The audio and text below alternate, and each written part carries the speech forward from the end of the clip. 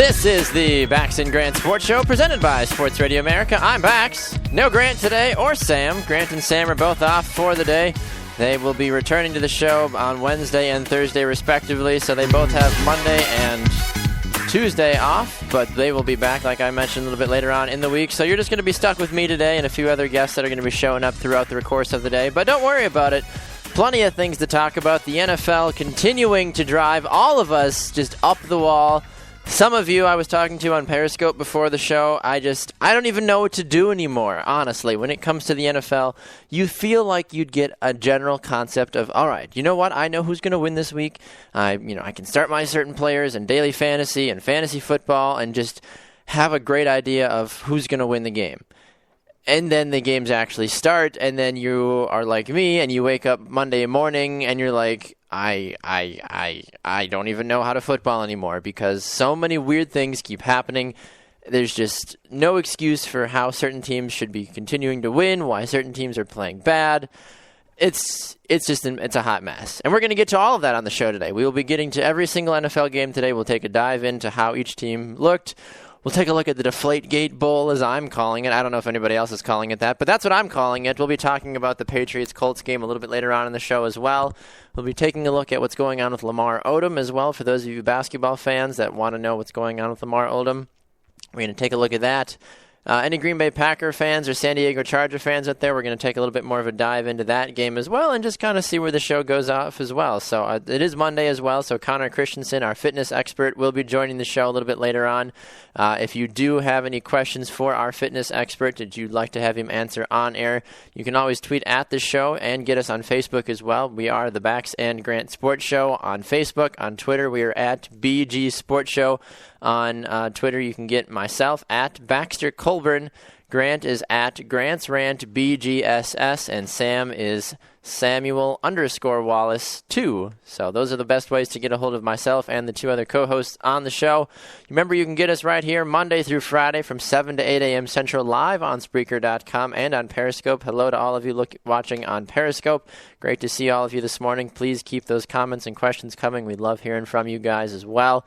And you can also get us on Sports Radio America on sportsradioamerica.com live 365 and tune in from 11 to 1 p.m. Central Time. And you can also get us on demand anytime you want to. If you want to listen to us while you're driving in the car, getting ready in the morning, sitting in your office cubicle at work, wherever you decide to listen to the show, you can get us on iHeartRadio, iTunes, and on Spreaker.com as well. Well, I believe that the madness can be only summed up in, and really, I don't even know if there's any specific word except that one that I can think of is chaos. Chaos is the only word that I can truly say is the best way to describe what is happening to the NFL right now. There's no easy way to really say, okay, I know exactly what's going to happen, because nobody knows, obviously, and that's why none of us are perfect, regardless of what you think or what you may have been told growing up. No one's perfect. I'm sorry to bust your bubble this early in the morning. However, looking at what happened this last week in the NFL, let's take a look at some of the games. Obviously, the week started back on Thursday. That's when the NFL, starts their games. Last Thursday night, it was Atlanta and New Orleans, and New Orleans won that game soundly. They won it by 10 points in New Orleans, which I think was great for team morale. However, if you are Atlanta and you were an undefeated team going into that game, how in the world are you supposed to say that you have one of the best teams in the NFL when you can't even beat the Saints? It's the Saints, for goodness sakes. They don't even know which way is up. Drew Brees is doing everything in his power to keep that city and that team alive. No Jimmy Graham, barely any defense. The offense that is there, Benjamin Watson was the leading receiver for the Saints that night. Come on, Benjamin Watson, the man who is basically done with his career, just that there's no reason for that. So the fact that Atlanta lost, I think, is a good indicator of just how not as good people think Atlanta is.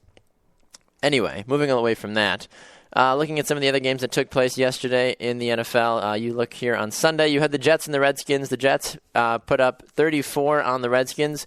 No real surprise about this one. Ryan Fitzpatrick, he's continued to play really well. Brandon Marshall had 7 catches for 111 yards and a touchdown yesterday. Exactly, I think, what you wanted if you were the Jets. They're 4-1. They're looking good. I'm not saying I'm completely jumping on the Jets bandwagon, However, I do think that if the Jets are up to such a hot start already, Chris Ivory is running the ball exceptionally well. He had 20 carries for 146 yards yesterday and a touchdown.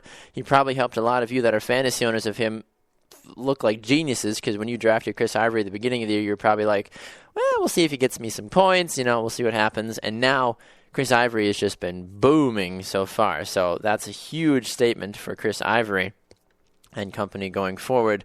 So the Jets are 4-1. If there was a game that definitely surprised me yesterday, I believe it was the Cardinals-Steelers game. Forgive me. You see Michael Vick and company trying to do everything in their power to stay forward and really look like the best team. Thinking that, hey, we don't need Ben Roethlisberger. We can beat the Cardinals, no big deal.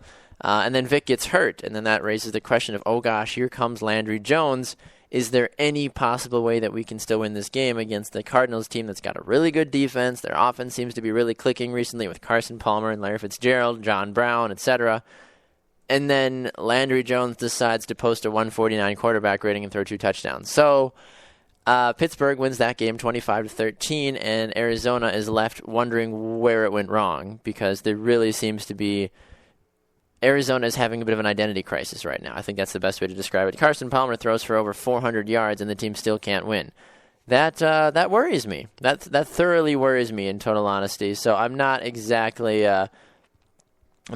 sure what makes the most sense going forward for them. Someone tweets at us here on Twitter saying that Jimmy Graham had the most targets last year. The Saints favor the tight end. Yes, I do agree with you that they do favor the tight end. However, you need more than just a tight end to win. You need a tight end more than one tight end. I'm a firm believer in using your tight end when it comes to scoring points and winning games. That's totally fine. However, you need wide receivers that are going to help set you up for victory in that regard. So I'm not a big fan of just using the tight end. You got to use your receivers, use your down backs, and New Orleans do what they need to do to win the game. That's all that matters, honestly.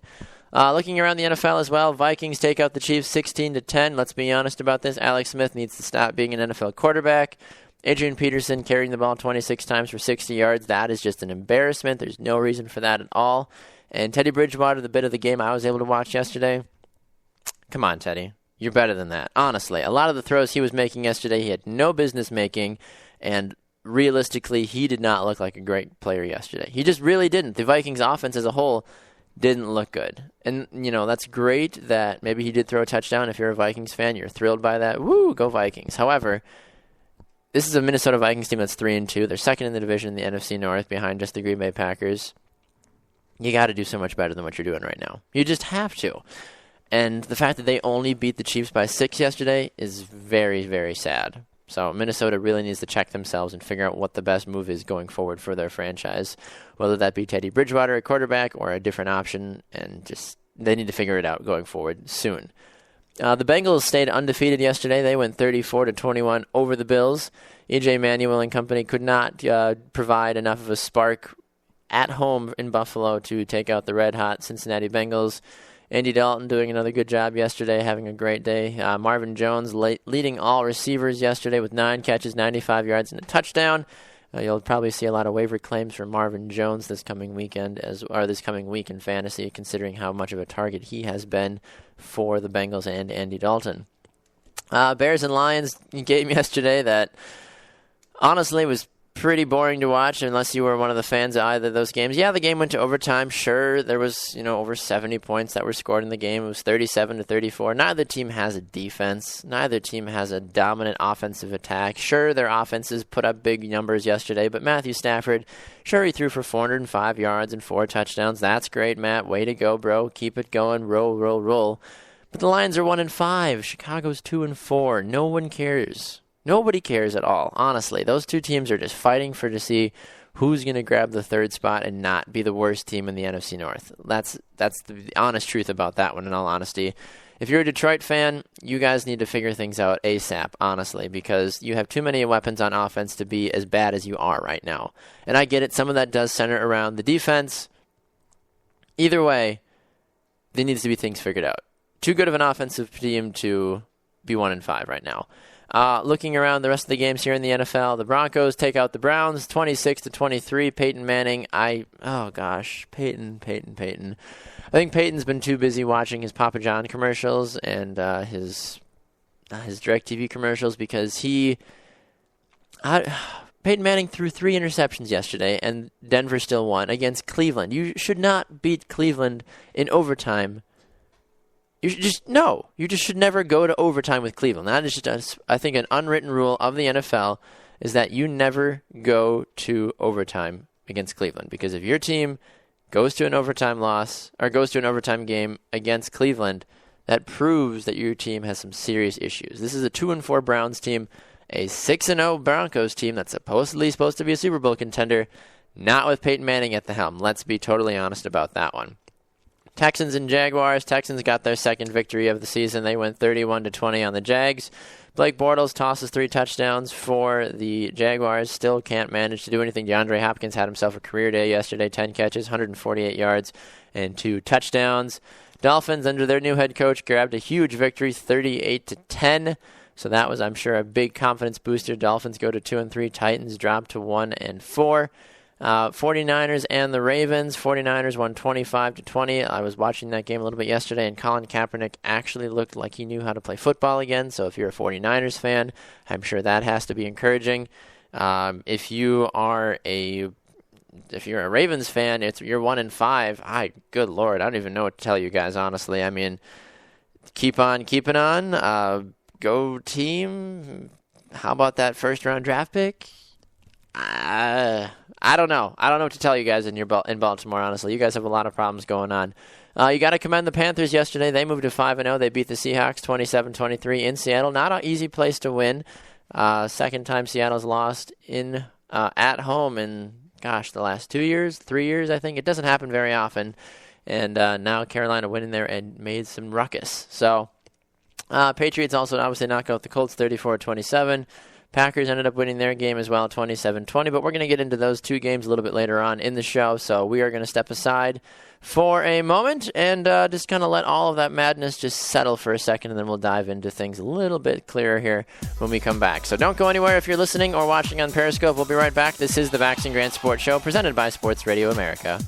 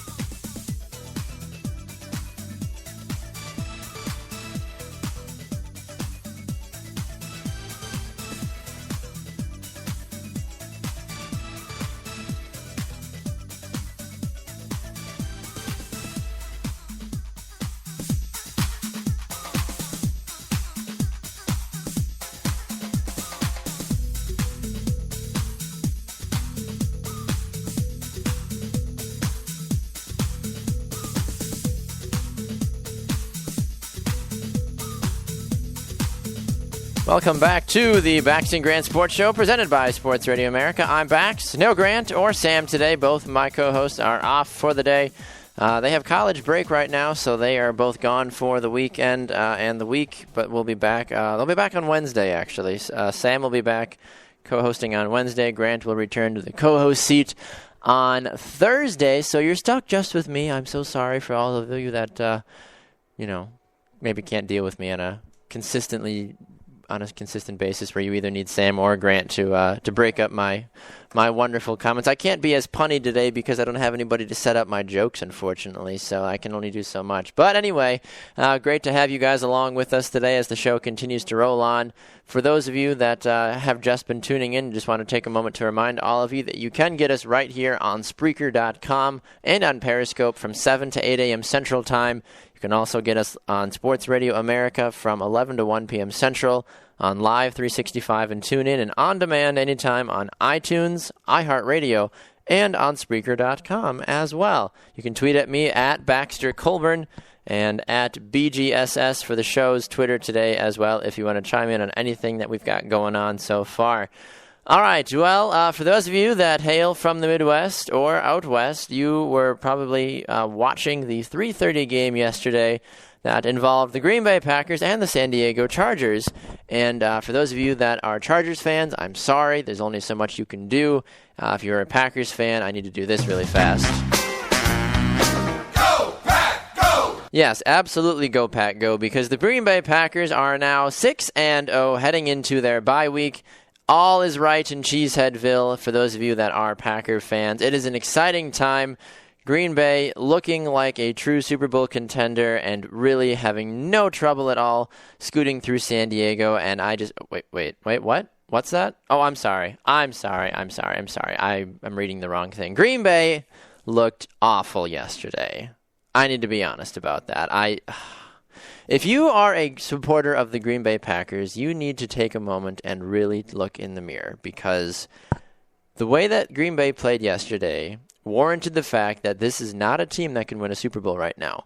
Because I understand that San Diego is predominantly a passing team, and I understand that their defense is traditionally okay but not fantastic. But there is no reason, absolutely zero reason at all, that Phillip Rivers should throw for 503 yards on the Packers. Absolutely no reason at all. Green Bay had the second-ranked defense coming into yesterday's ball game, and they gave up 503 yards through the air and only 60 yards on the ground, 60 rushing yards, whatever. They're just not a rushing team. Since LaDainian Tomlinson, they just haven't been a running team. Not worried about that. The 503 yards is what bothers me. What also bothers me is that Green Bay only got 3 sacks on Phillip Rivers.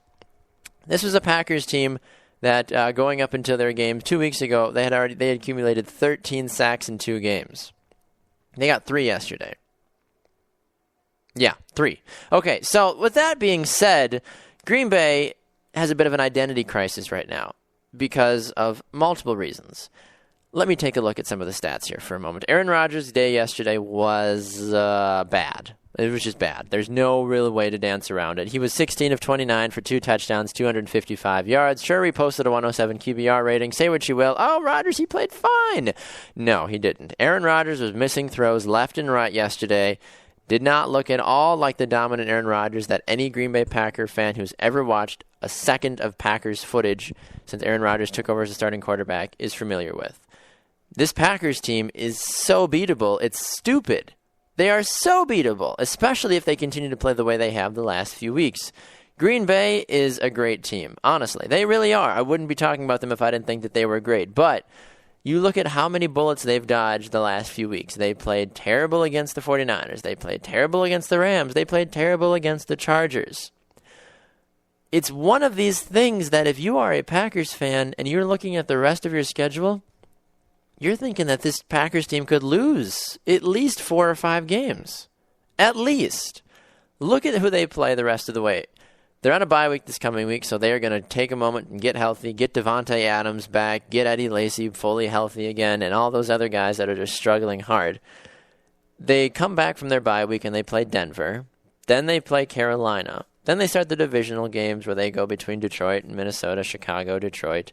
They play not Chicago, they play a Dallas team that should have both of their stars back in Romo and Des Bryant. Then they go to Oakland, they go to Arizona, and they finish at Minnesota.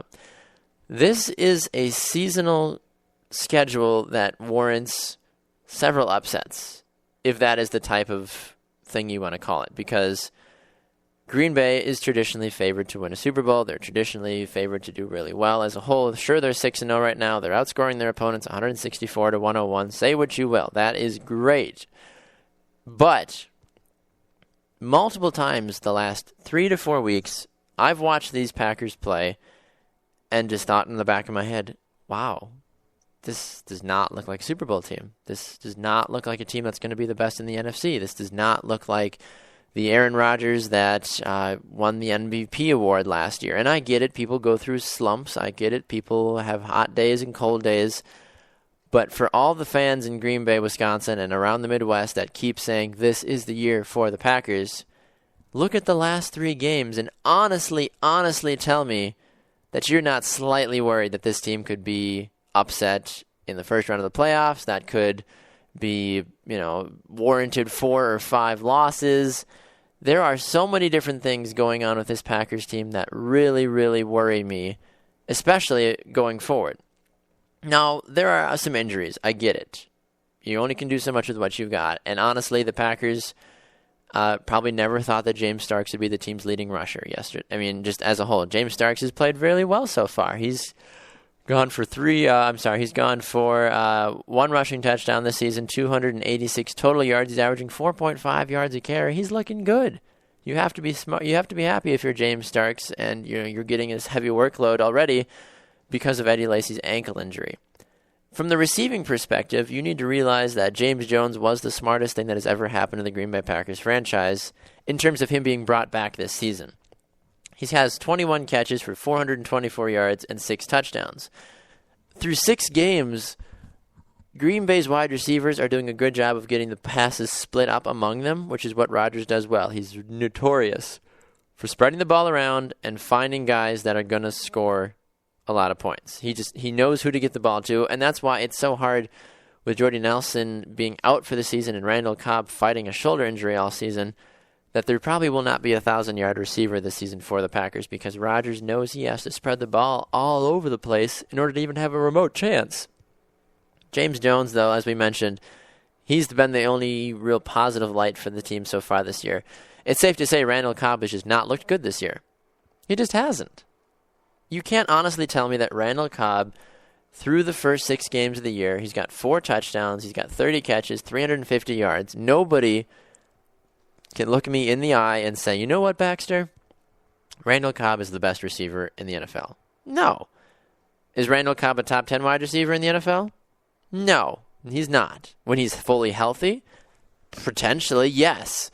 But the way that Randall Cobb has played the last 6 games of this season, injury or not, has not been conducive to Green Bay's overall success. And I get it. He's made a few good catches. He's done some good stuff for the team. Sure. Way to go, Randall. Super happy for you. But there are so many different things that continue to bother me about this offense. And defensively, sure, you can make an argument saying that defensively the Packers have looked great. Sam Shields. Okay, Sam Shields. I just need a moment on Sam Shields because the fact that from an announcing perspective, every time that Sam Shields is mentioned, they're like Pro Bowler Sam Shields, Pro Bowl, Pro Bowl, Pro Bowl. Every single play that Sam Shields is on single coverage against any great to elite receiver in the NFL, at least the first 6 games, he's gotten burned 9 times out of 10. He doesn't look like a Pro Bowl wide receiver to me, or a Pro Bowl cornerback to me at all. I don't understand it. Really, it doesn't make any sense to me on the way that Sam has played the last 6 games, because you think of a Pro Bowl wide receiver, or a Pro Bowl corner, excuse me, I keep making the issue here.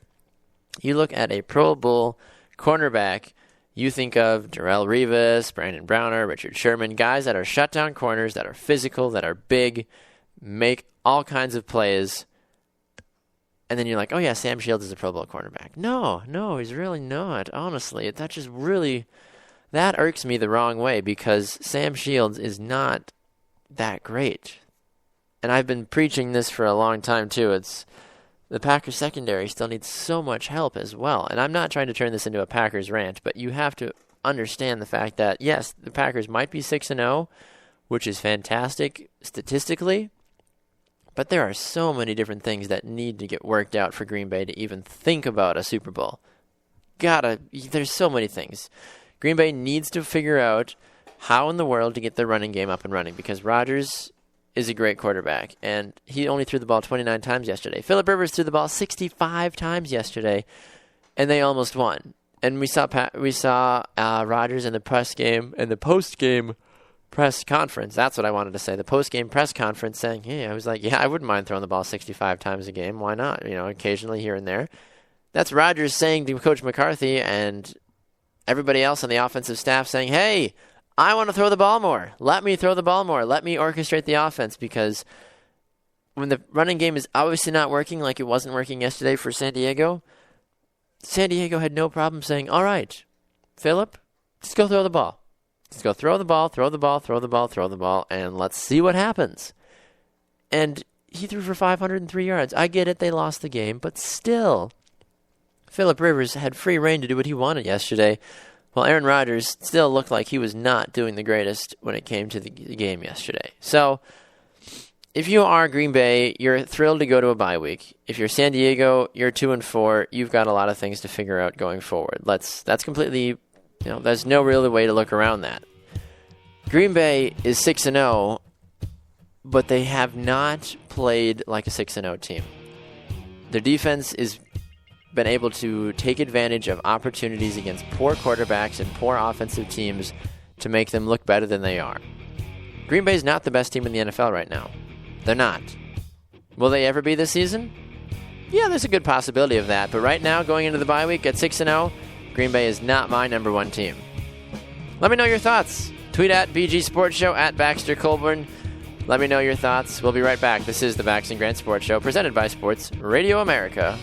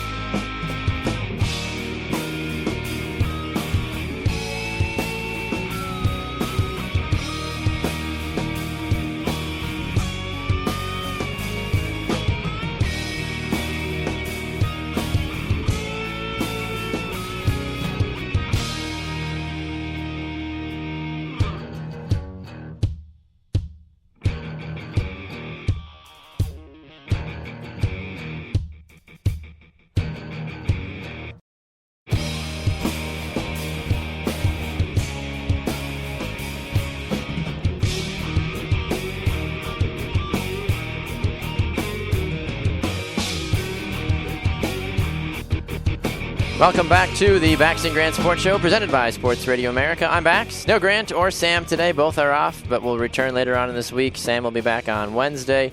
Grant will be back on Thursday for his rant and other random Grant-isms that he loves to drop on the show. And Sam will be back on Wednesday, as I mentioned, to continue his co-hosting part-time tour. For those of you that have not heard, there has been a few programming changes with the Bax and Grant Sports Show over the last few weeks.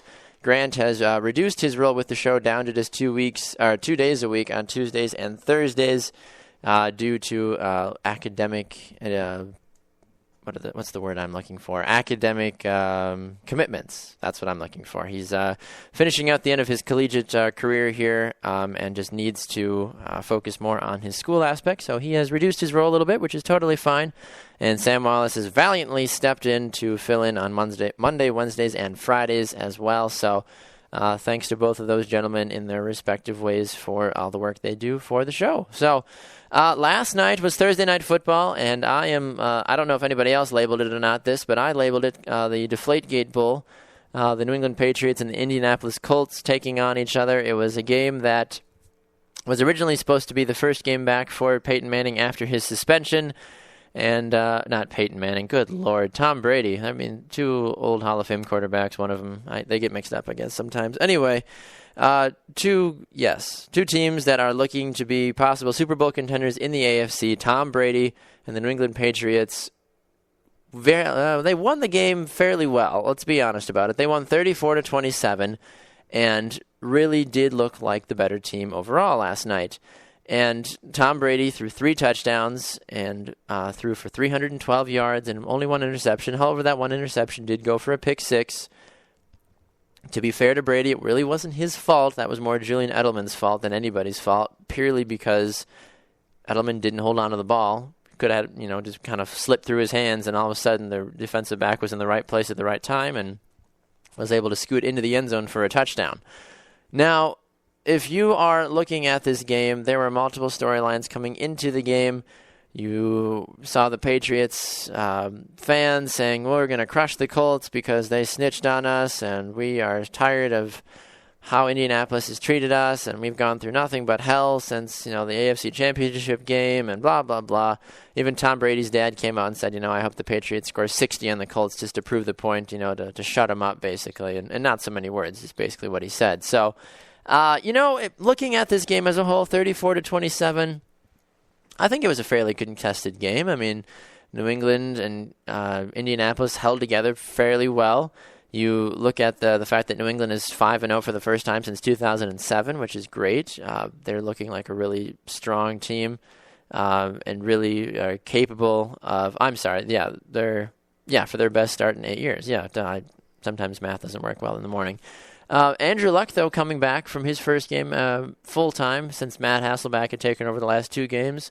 From a fantasy owner's perspective, he played well. He went 30 for 50, 312 yards and 3 touchdowns, no interceptions. Looked like the Andrew Luck of old, which is great if you are a Colts fan going forward because you realize, hey, maybe Luck has finally figured it out again and, we can still ride on to victory and still grab a playoff spot. Indianapolis is going to find a way to make the playoffs because they're in probably the worst division in all of football. And the fact that they're 3-3 right now should not bother Colts fans, especially with how well Andrew Luck played yesterday. So don't think for a moment that just because you lost New England that your season is over, Colts fans, because there's a lot of season left, and you're more than capable of getting into the playoffs because of how terrible your division is. T.Y. Hilton also played a good game yesterday, 6 catches, 74 yards, and a touchdown for Indianapolis. Dante Moncrief also had 6 catches for 69 yards and a touchdown, and Griff Wallen also had 2 catches for 30 yards and a touchdown. Over on the other side of things for the New England Patriots, Danny Amendola surprisingly led the Patriots in receiving yesterday. He had 7 catches for 105 yards. No touchdowns, unfortunately. Rob Gronkowski had 3 catches for 50 yards and 1 touchdown. And Julian Edelman had 6 catches for 6 catches for 50 yards and a touchdown. And LeGarrette Blount had 1 catch for 11 yards and a touchdown as well. So what can you take away from this game if you are both the Patriots and the Colts going forward?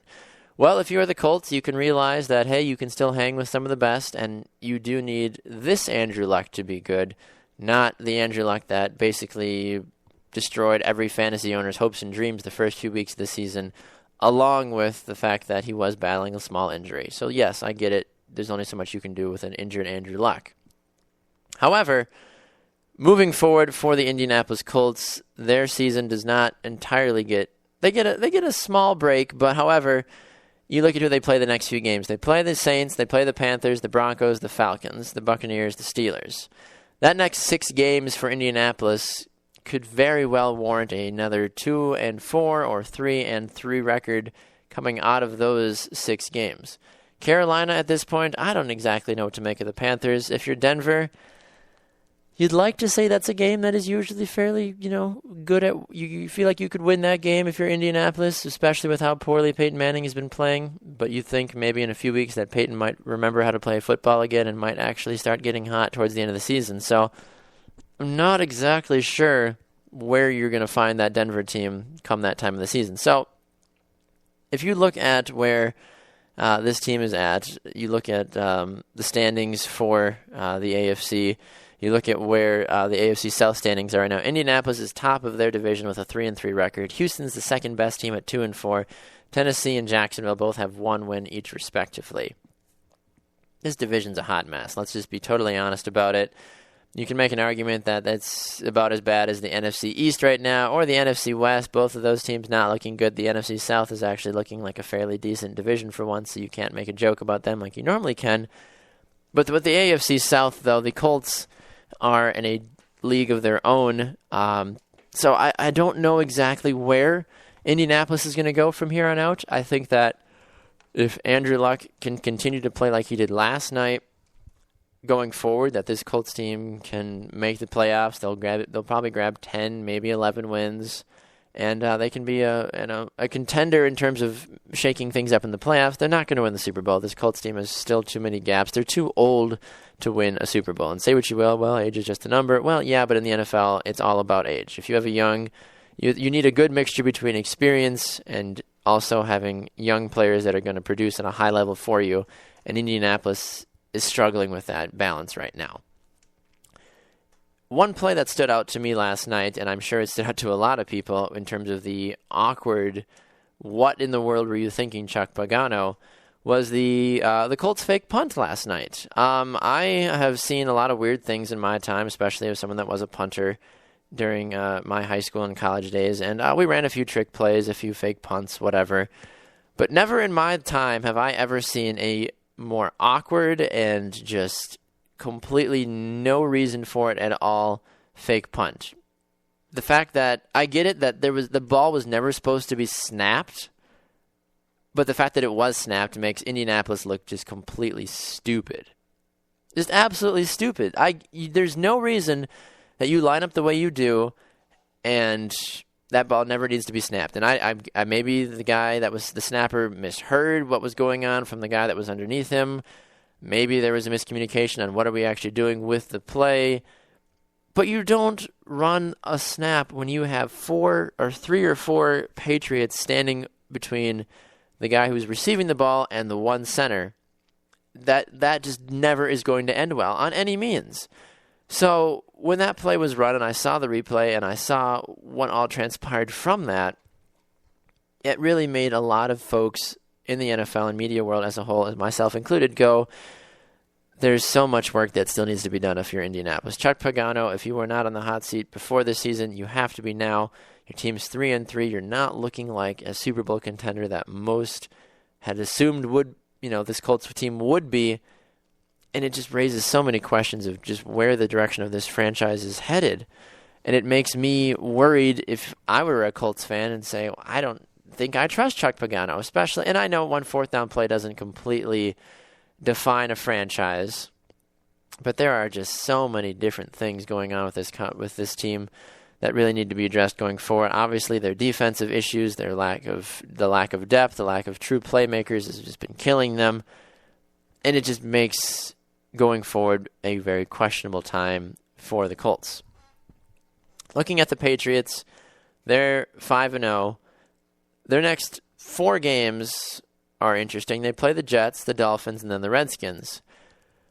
You'd like to say that all 3 of those games are traditionally easy wins for them, which they are. There's really no way of beating around the bush. New England has traditionally just gone ham on the Jets, the Dolphins, and the Redskins. But the Jets are 4-1 right now, and they look pretty good. Not great, but they look pretty good. I'll be honest with you about that one. However, New England's offense is first in the NFL in points per game. They're averaging 36.6 points per game. They're averaging the league second best passing yards a game with 325.2 yards a game. Rushing yards, well, they're doing all right. They're 20th in the league with averaging 97.2. The Patriots have never been a dominant running team. Let's be honest about that. If you are New England going forward, you have to feel fairly confident that the remainder of your season could possibly be an undefeated season. Possibly. I know that's undefeated. That U word is kind of a faux pas. Why is he saying undefeated?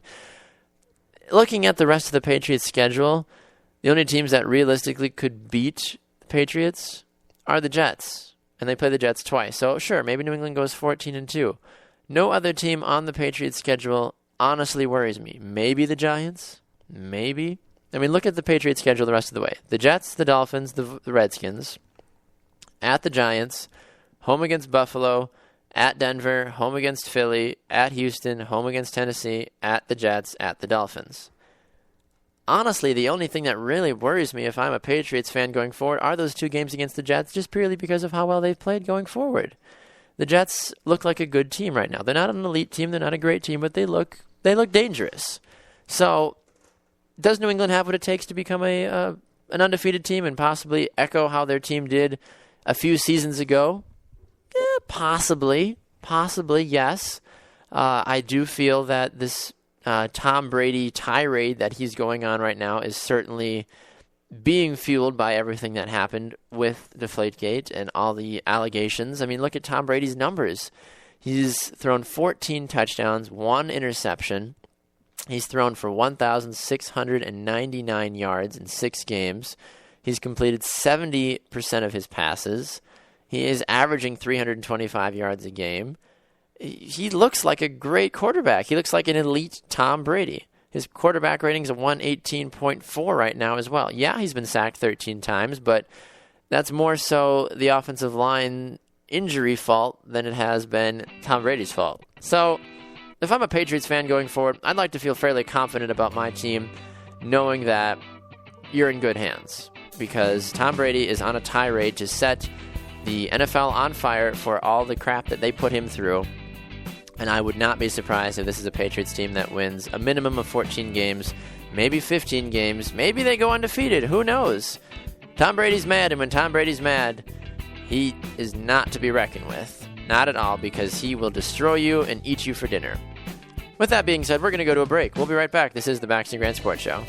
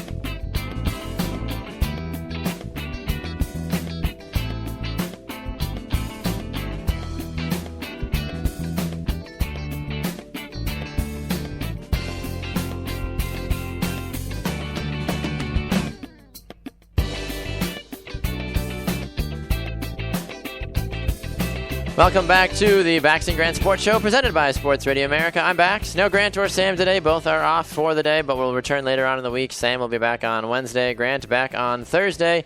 You can tweet at the show at Baxter Colburn, at BG Sports Show on Facebook, the Bax and Grant Sports Show, Instagram at BG Sports Show as well. Before we bring in Connor Christensen, I need to take a quick moment to reference something that I just saw on Facebook that I thought was absolutely fantastic.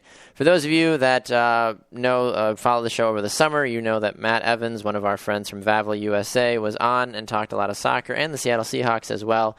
He's a big Seahawks fan, but he just posted a status last night, actually, and it says, breaking news. Papa John, people that know who Papa John is, announces the new Seattle Seahawks pizza promotion, which is great. Oh, cool. Yeah, maybe the Seahawks are getting pizza or whatever.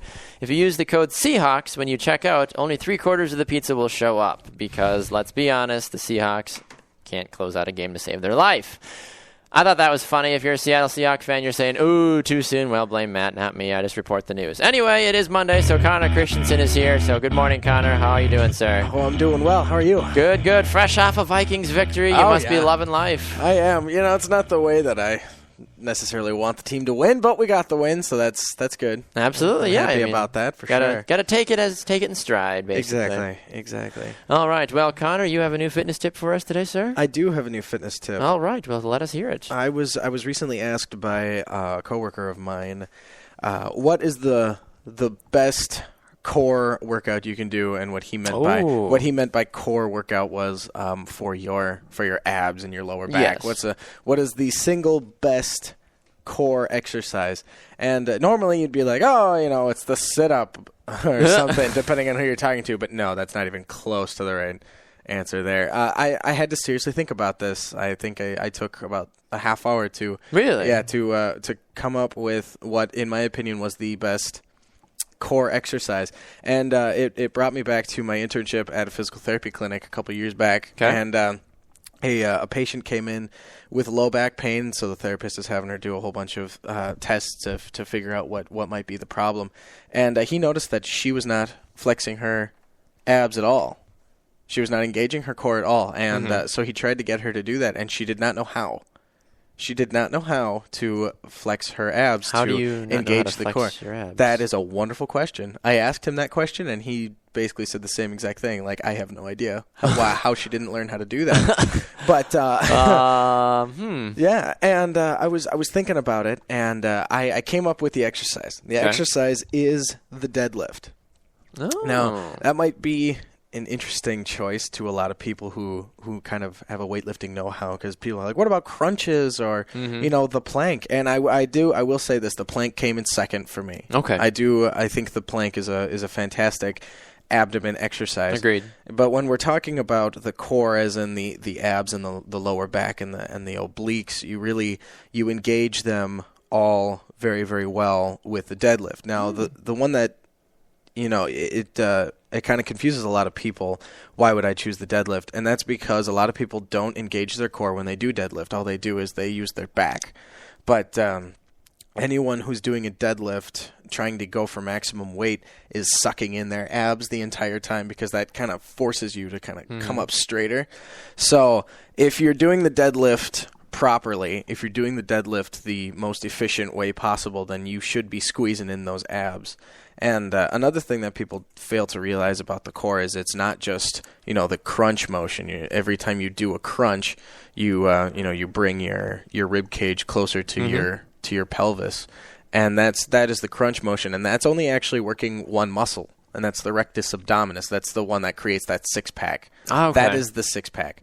But in your core, you also have the transverse abdominis, which is kind of like a girdle around your entire core. It stretches from the sternum line all the way around to the spine. Okay. And you also have your obliques and your paraspinal muscles. Those are the muscles that run alongside your spine that help keep you straight. And so when you're trying to engage all of those muscles at once, you have to figure out a method to do them all at once. And honestly, my favorite type of exercises for the abs are ones where I just am walking around doing it. So what I try to do is something called a vacuum. So it's a bodybuilding term, where you basically imagine you taking your belly button and you're pulling it in towards your spine.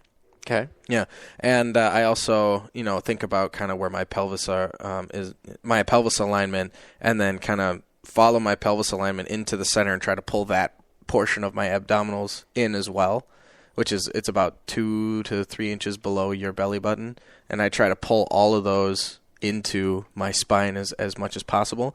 And that what that works is the transverse abdominis.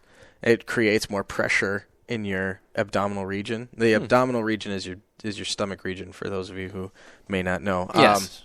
So what that essentially does is it keeps your core tight constantly, which it helps kind of activate other core muscles and stabilize everything. So, Wow. So if I had to pick, I guess I picked 3 technically. The deadlift is my favorite core exercise because it just the amount of control you need to have in order to pull up the weight from the ground. You need to be engaging the abs, the obliques, and the back for the most amount of efficiency and stability. And then the plank for purely and rectus abdominis, the stomach. If you're looking for the 6-pack, planks are the way to go. They're not fun, but but they're great and they work really well. And you can go on your sides for your obliques as well. A really, really good exercise. And then the vacuum. The vacuum is very hard to explain with It sounds. I'd have to see like a video on it. I feel like in order to fully understand it. I could do that for you. That would be great. I have actually some exercises for that, but yeah, I would say those 3 exercises, and I will have to make sure my coworker understands that too because it was his question. But well, perfect. Yeah, all right. Well, thank you, Connor. Yeah, no I appreciate it, and we look forward to talking with you again this coming week. Yeah, thanks for having me. Anytime, man. All right, well, we'll be right back to wrap things up here on the Baxter and Grant Sports Show and chatting about Lamar Odom and his condition in the hospital and what put him there, in case some of you may not know. We'll be right back. This is the Baxter and Grant Sports Show.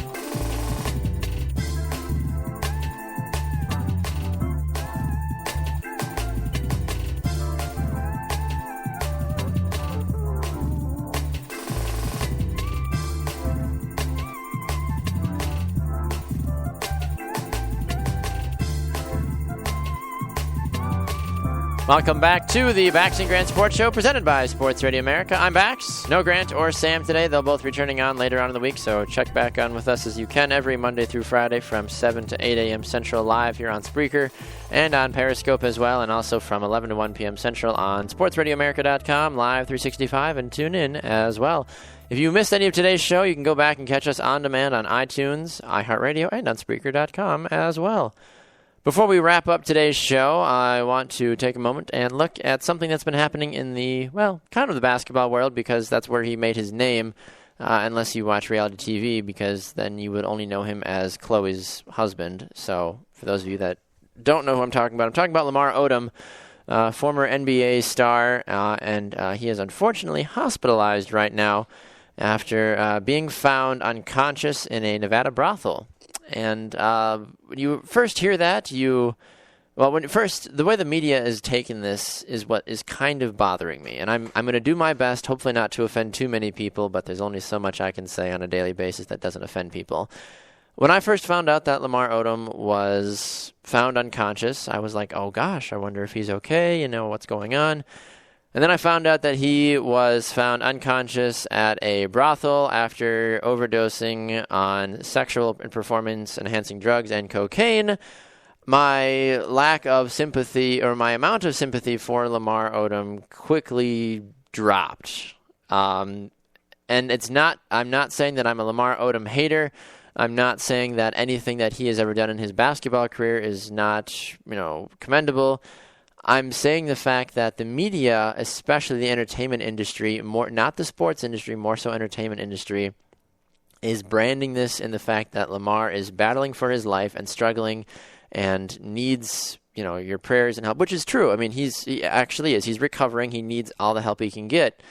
But when you talk about a player that had the type of issues that he had off court with his relationship with Chloe, and then you hear that he's found at a brothel overdosing on cocaine and sexual performance drugs, that makes me kind of question where he's going from there. And you don't want people to basically come out and say, hey, we shouldn't support him, we don't want him to get better. But the fact of the matter is that I feel like if he wasn't such a likable guy off the court or on the court, or if he wasn't tied to a Kardashian, that this media coverage would be totally different.